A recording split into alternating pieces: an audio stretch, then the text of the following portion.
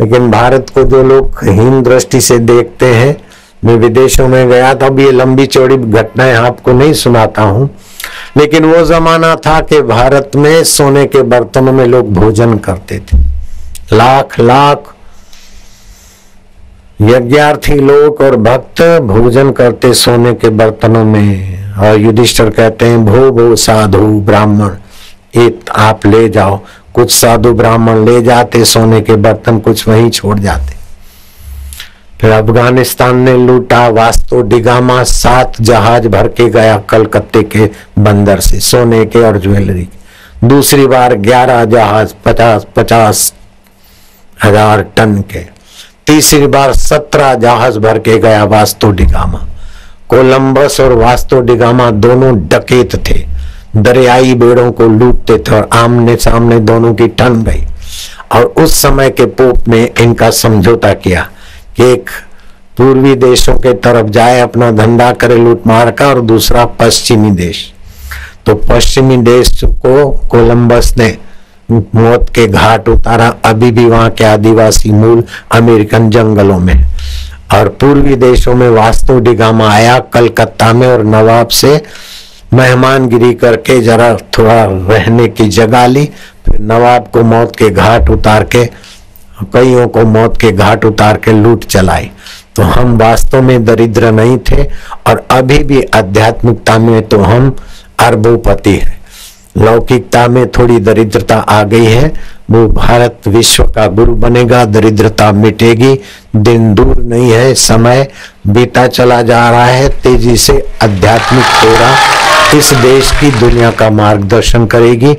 इस बात को कोई रोक नहीं सकता, ये बिल्कुल पक्की बात है। विवेकानंद ने कहा था, मेरा संकल्प है कि भारत के गांव-गांव, नगर-नगर, डगर-डगर में साक्षरता का अभियान चलाऊं। लेकिन मिशनरियों ने मुझे खूब बदनाम किया। ये काम मैं अपनी हयाती में तो नहीं कर पाता हूं, लेकिन खेतड़ी के महाराजा, मैं ये आपको पक्का विश्वास पूर्वक भरोसा दिलाता हूं कि मेरा ये संकल्प पूरा होके रहेगा। तो जो निष्काम कर्म योग को जानते उन महापुरुषों के संकल्प में ईश्वर की सत्ता, ईश्वर की प्रेरणा और ईश्वर का सहयोग होता है। तो हम फिर से आशाराम नाम रखा है, गुरु जी ने। आशा करते हैं कि आपका जो भी निर्णय, आपका जो भी विचार या जो रणनीति हो, उसके पहले थोड़ा सा आप उस अंतर्यामी में प्रवेश पाएं।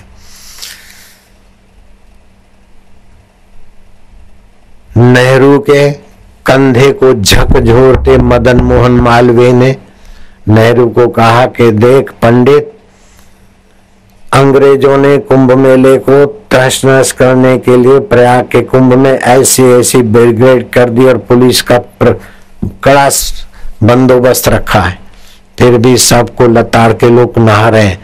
ये भारत देश है, जो भारतीयों की, हिंदुओं की श्रद्धा का आदर करेगा वही यहाँ पर राज कर पाएगा, दूसरे को हिंदू उखाड़ के फेंक देंगे। ये नेहरू को सुनाया था मदन मोहन मालवीय। और अंग्रेजों ने जब संगठन को तीतर भीतर कर दिया तो मदन मोहन मालवीय एकांत कमरे में चले गए। करने की सत्ता तुझसे आती है, मानने की सत्ता तुझसे आती है, जानने की सत्ता तुझी से आती है। अब तुम ही बताओ हम भारत को आजाद कैसे करें। अंतर्प्रेरणा हुई, गजेंद्र स्तोत्र का पाठ करो। गजेंद्र स्तोत्र का पाठ करने के बाद सारे पंडित और नेहरू और तिलक और ये मूर्धन्य व्यक्तियों को मिले और 12-13 मिनट का भाषण किया मदन मोहन ने, और सारी हार जीत में बदल गई। तो मेरे जीवन में भी कई हमने ऐसे ऐसे लोगों को देखा, ऐसे ऐसे महापुरुषों को देखा, ऐसे ऐसे नेताओं को देखा जो आखिरी क्षण पर भी अगर उस सत्ता के तरफ आए तो चम चम चमके।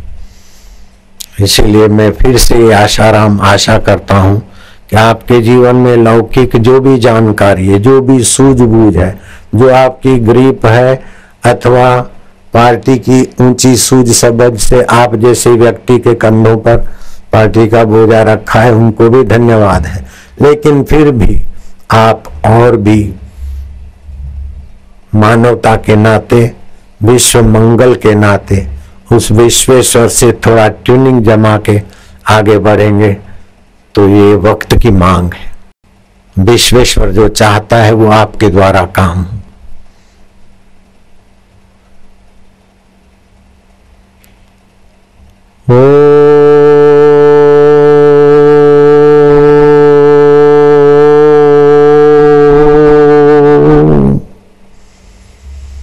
तम नमामि हरिं परम, तम नमामि हरिं परम।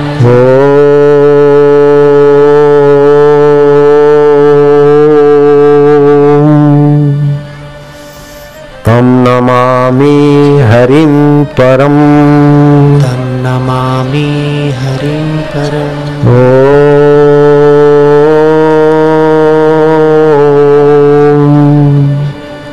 तम नमामि हरिं परम, तम नमामि हरिं परम। जो पाप ताप हर ले, अविद्या अस्मिता हर ले, दोष दारिद्र हर ले और अपनी चेतना और सत्ता भर ले, वो हरि है। सुखदेव जी महाराज कहते, राजा परीक्षित, सत्संग में जाने अनजाने श्रोता वक्ता से त्रुटि हो जाती तो सत्संग के आखिरी समय 3 बार इस मंत्र का उच्चारण करने से सत्संग श्रवण का पूर्ण पुण्य और ज्ञान प्रकाशित होता है।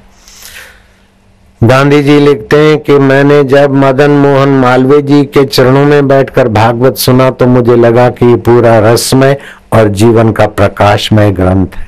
वैसे तो मैंने पहले भागवत पढ़ा था, लेकिन इतनी मेरी समझ अथवा अंतःकरण की अवस्था नहीं हुई थी जो मैंने मालवीय जी के द्वारा भागवत सुनने के बाद अनुभव किया है।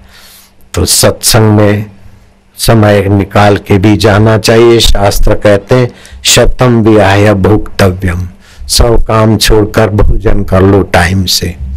लक्षम विहाय दातव्यम, लाख काम छोड़कर सत्कार्य दान पुण्य कर लो। शतम विहाय भोक्तव्यम सहस्त्रम स्नानम आचरित, 1000 काम छोड़कर स्नान के समय स्नान कर लो।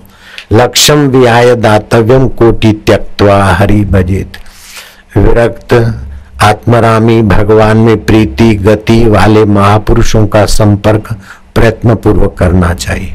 गुरु जी भी इसमें रुचि रखते थे। गुरु गोलवेलकर जी भी संतों के पास जाते आते थे और मेरा भी उनसे परिचय था, और भी कोई महापुरुषों से मिलते थे। तुकाराम महाराज और एकनाथ और ज्ञानेश्वर जैसे संतों के पदों में उनकी प्रीति थी, और आपकी भी होगी, इसलिए आप दौड़े दौड़े चले आए हैं।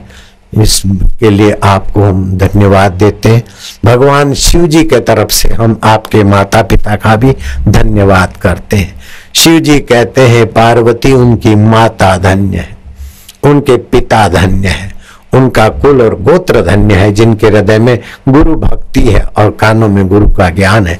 आप बोलना, जो शिव जी के मुख से वचन निकले हैं, नितिन गडकरी जी आप भी बोलेंगे, सभी लोग बोलेंगे, और महापौर तुम भी बोलोगी। धन्या माता पिता धन्यो, धन्या माता पिता धन्यो, गोत्रम धन्यम कुलोद्भव, पुत्रं धन्यं कुलोद्भव, धन्या च वसुधा देवी, धन्या च वसुधा देवी। हे पार्वती उनकी माता धन्य है। किसकी? बोले हमारी। किसकी माता धन्य? बोलो ना हमारी। उनके पिता धन्य है। किसके? हमारे।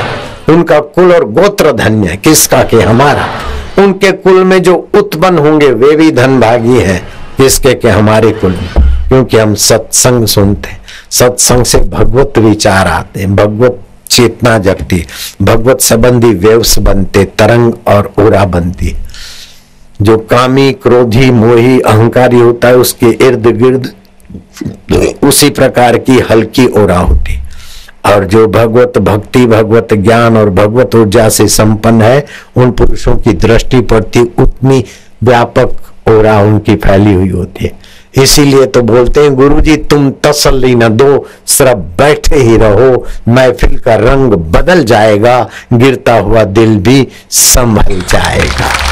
काम में, क्रोध में, लोभ में, अहंता में, ममता में जो हमारा दिल गिर जाता है, फिसल जाता है, वो ऊंचे संतों और ऊंच विचार की जगहों पर तीर्थी कुर्वंती तीर्थानी, जिन्होंने आत्म तीर्थ में गोता मार लिया, ऐसे पुरुष जहाँ रहते हैं और जो कहते हैं उससे तीर्थत्व का निर्माण होता है।